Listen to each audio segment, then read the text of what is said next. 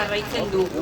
Giza eskubideen aldeko Human Rights Watch erakundeak, partikularrek eta osasunaren eta giza eskubideen aldeko hainbat gobernuz kanpoko erakundeek jarritako salaketak ikertu ostean, amaitu du bere azken txostena. Salaketa horien arabera, Israelgo armada, Palestinako osasun langileak, bahitu, humillatu, torturatu eta hil ditu arbitrarioki. Gogorarazi nahi dugu, Palestinako osasun lankideek gure lanbideak ezartzen dizkigun betebeharrak betetzen dutela, besterik ez.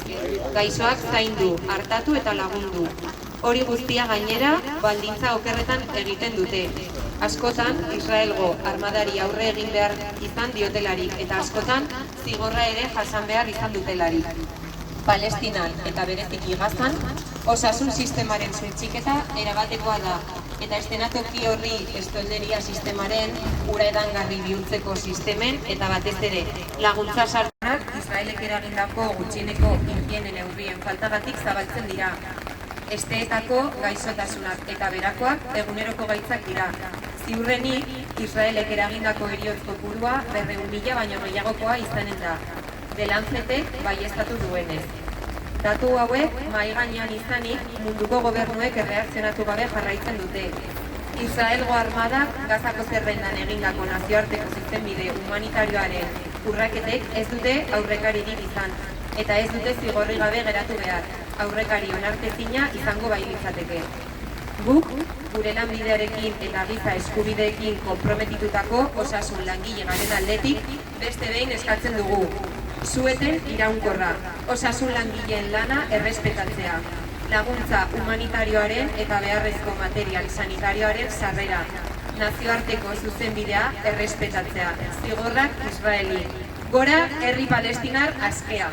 ¡Gora! La destrucción sionista continúa implacable. La Organización de Derechos Humanos Human Rights Watch ha concluido en su último informe tras investigar las denuncias interpuestas por particulares y diversas ONG de salud y de derechos humanos que el ejército israelí ha abusado, secuestrado, humillado, torturado y asesinado arbitrariamente al personal sanitario palestino. Queremos recordar que nuestros compañeros y compañeras sanitarias en Palestina no hacen más que cumplir con las obligaciones que nuestra profesión nos impone: cuidar, tratar y acompañar a las personas enfermas.